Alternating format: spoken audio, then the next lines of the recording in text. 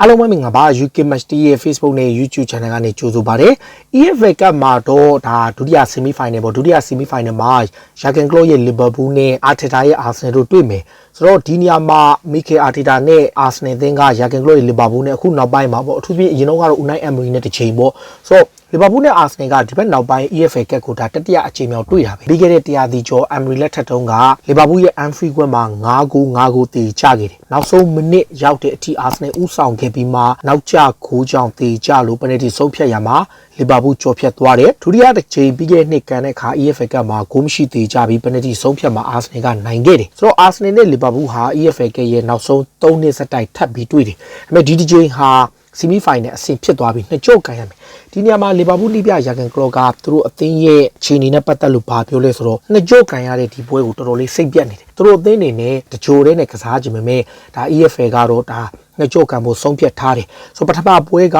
Arsenal ရဲ့ Emirates ကွင်းမှာကန်မယ်ကစားရမှာက Emirates ကွင်းဖြစ်တဲ့ UK စံတော်ချိန်ည9:45မြန်မာစံတော်ချိန်နနက်2:15 Liverpool ကဒီပြိုင်ပွဲမှာ10ချိန်ချန်ပီယံဖြစ်ပြီးတော့အောင်မြင်ဆုံးအဖြစ် Manchester City နဲ့ပူးတွဲရပ်တည်နေတယ်4ချိန်ဒုတိယရတယ်သူတို့နောက်ဆုံးပိုဆွဲခဲ့တာက2017 စနစ်မှာပိုဆွဲခဲ့တယ် Cardiff City ကိုနိုင်ပြီးပိုဆွဲခဲ့တယ်ဆိုတော့ Liverpool အနေနဲ့2015-16တုန်းကတစ်ချိန် Manchester City ကိုသူတို့ရှုံးခဲ့ဘူးတယ်ဒါပေမဲ့ EFL Cup မှာ Arsenal က2017တုန်းက Manchester City ကို Final မှာဂိုးပြတ်ရှုံးပြီးတော့နောက်ဆုံးရှုံးခဲ့လို့2017တုန်းကလည်း Birmingham City ကိုရှုံးတယ် Arsenal ကထူးထူးခြားခြား EFL Cup မှာပိုဆွဲတဲ့အချိန်ထက်ရှုံးတဲ့အချိန်ပိုများတယ်နှစ်ချိန်ပဲသူတို့ချန်ပီယံဖြစ်ဖို့တယ်ဆိုတော့အစင်လာအားဖြင့် Liverpool ဟာအောင်မြင်ဆုံးဖြစ်တဲ့အချိန် Arsenal ကတော့ရလက်ဆိုးတဲ့ပြိုင်ပွဲလို့ပြောလို့ရတယ်ဒီနှစ်သိန်းကြားမှာဘလို့ချင်းနေရှိလဲသိကြတဲ့ Jurgen Klopp ကိုယ်တိုင်ကဒီပွဲမှာ Coronavirus ကြောင့်ပွဲကိုကြီးကြပ်ခွင့်မရဘူး Arteta ကတော့ virus ရှိထားပေမဲ့လည်းဒီပွဲကသူ့အတွက်ပြည့်သွားတဲ့အတွက်သူပြန်ပြီးတော့ကြီးကြပ်နိုင်မယ်ကန်ရမှာက Arsenal ရဲ့ Emirates ကွင်းဖြစ်သလို Mikel Arteta အတွက်ပြီးခဲ့တဲ့ Manchester City နဲ့ပွဲမှာပုံစံကောင်းပြနိုင်ရတဲ့ရှုံးနေခဲ့တဲ့အပေါ်ဒီနေ့ပွဲမှာပြန်ပြီး response လုပ်နိုင်တယ်တစ်ဖက်မှာ Liverpool ကိုပြန်ကြည့်တယ်ဘာလဲဆိုတော့ Liverpool က Stamford Bridge မှာတည်ချခဲ့တဲ့အချိန်ဒီပွဲကသူတို့အတွက်ပွဲပို့တပွဲပြသူတို့ကအမှန်တမ်းပြောတချို့လည်းကစားချင်တာဖြစ်နိုင်ရင်သူတို့က EFL ကတောင်သူတို့တိတ်ပြီးတော့အားစိုက်တာမဟုတ်ဘူးကျွန်တော်တို့ Leicester City နဲ့ပွဲကိုကြည့်ရင်သိနိုင်တယ်အိမ်ကွဲမှာကန်ရတာတော့မှသူတို့လူငယ်တွေကြီးပဲထည့်ထားတယ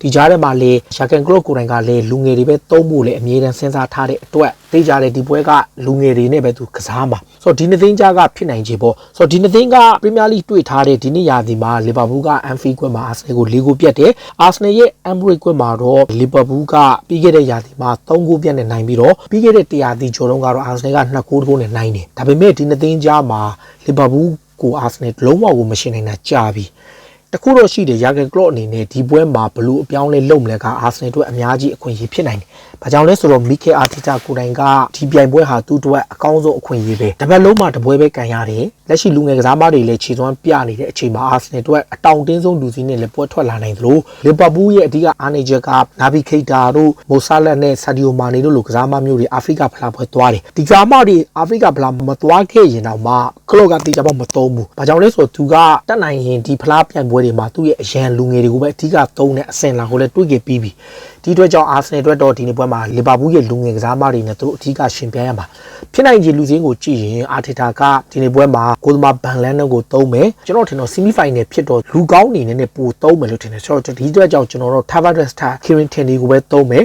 Gabriel ပွဲပယ်ခံထားရတော့ဒီနေရာမှာ Holding နဲ့ Van White နဲ့တွဲမယ် Right back ကတော့ကျွန်တော်တို့ Tomiyasu ကိုကျွန်တော်ပိုကြိုက်တယ်ဒါပေမဲ့သူ Cedric ကိုသုံးမလားပေါ့ကျွန်တော်စဉ်းစားစရာရှိတယ်ဒါ Cedric ကဖလားပွဲတွေတော့တောက်လျှောက်သုံးတယ်ကွဲလည်မှာတော့ Granit Xhaka နဲ့ Lokonga ကစားနိုင်ပြီးတော့ဘာကြောင့်လဲဆိုတော့ Partey ရော Mohamed Elneny ရောကအာဖရိကဖလားပွဲသွားပြီးတိုက်စစ်ပိုင်းမှာတော့ Emil Smith Rowe ပြန်ပါလာနိုင်ပြီးတော့ Bukayo Saka ရဲ့ Eddie Nketiah ကိုသုံးပါထက်ဆိုင်ကျွန်တော် Lacazette ကိုပဲသူသုံးမလားပေါ့ Lacazette ကိုအထောင်ထားပြီးတော့မှSaka နဲ့ Gabriel Martinelli တွေကတယောက်ပဲသုံးမယ်ပြီးတော့မှ Odiga ကိုယူသုံးမယ်လို့ထင်တယ်ကျွန်တော်ထင်တော့ဖက်ပေးကိုအခွင့်အရေးပေးမလားပေါ့ပြန်စဉ်းစားကြည့်တာဆိုတော့ Nicola ဖက်ပေးကိုညာ Gabriel Martinelli ကိုဘေးထားပြီးတော့ Smith Rowe ကို10 row မှာထားပြီးတော့ Lacazette ကိုအထောင်ထားမလားဒီလိုပုံစံနဲ့လည်းဖြစ်လာနိုင်တယ်ဒါကျွန်တော်ဖြစ်နိုင်ခြေရှိတာပေါ့လီဗာပူးကတော့ရှင်နေ Golma Kelleher ကစားမယ်ခံစစ်မှာတော့ Tsimikas ပဲသုံးမယ်စန်တာဘက်မှာ Nathaniel Philito Joe Gomez တို့လူကစားမတွေပွဲထွက်လာနိုင်လို့ maybe Joe Matip လည်းဖြစ်နိုင်တယ် right back မှာတော့ Troy နေရာမှာ Nico Williams ကစားမယ်ကွင်းလယ်မှာတော့ Curtis Jones ပါမယ် James Milner ပါလာမယ်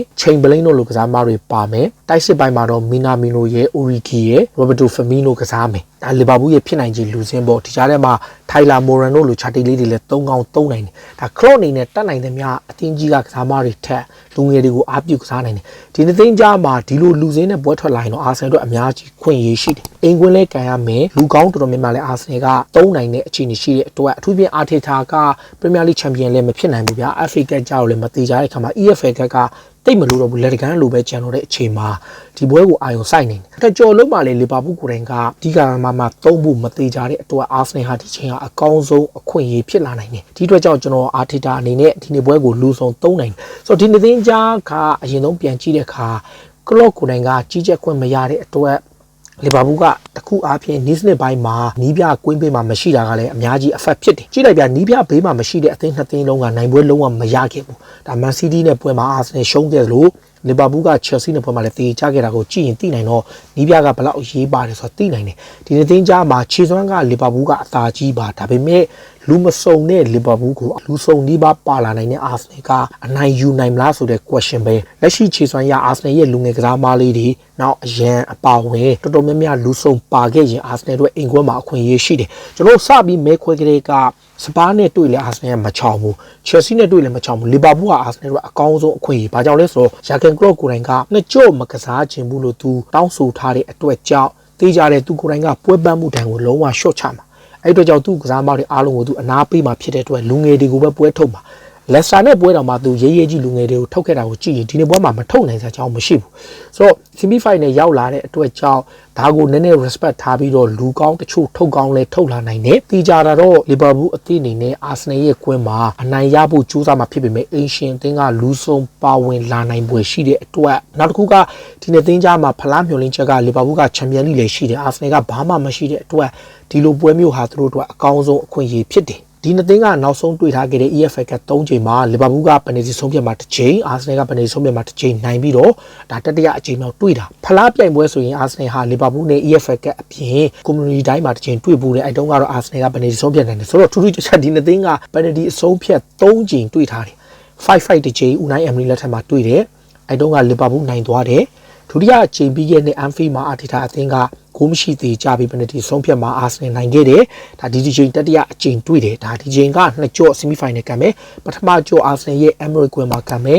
UK စံတော်ချိန်ည9:45မြန်မာစံတော်ချိန်2:15ဒုတိယအကြော့ပြန်ကန်တဲ့အခါယာဂန်ကလော့အနေနဲ့ဘလောက်တိုင်းတာထိ strong ဖြစ်လဲပေါ်မူတည်ပြီး Ancient Arteta နဲ့အာဆင်နယ်အသင်းတို့အများကြီးခွင့်ရရှိပါတယ်10ချိန်ချန်ပီယံလီဗာပူးကို2ချိန်ချန်ပီယံအာဆင်နယ်တို့အင်ကွင်းအားပါချက်ကစားမအင်အားပါချက်နဲ့အသာစီးရယူမလားယာဂန်ကလော့ရဲ့လီဗာပူးကပဲလူငယ်တွေနဲ့နောက်ထပ်စွမ်းဆောင်ရည်ကောင်းတစ်ခုပြသမလားဘလို့မြင်ကြနိုင်မလဲပြည်သက်တွေကရောဘလို့ထင်မလဲကလော့အနေနဲ့ဘလို့လူစင်းနဲ့ပေါ်ထွက်လာနိုင်လဲအာတီတာကရောဘလို့လူစင်းနဲ့ထွက်နိုင်လဲကိုယ့်ရဲ့မြင်လေးတွေကိုကွန်မမှာဝင်ရောက်မှတ်ချက်ပေးကြပါလို့ကျေးဇူးတင်ပါတယ်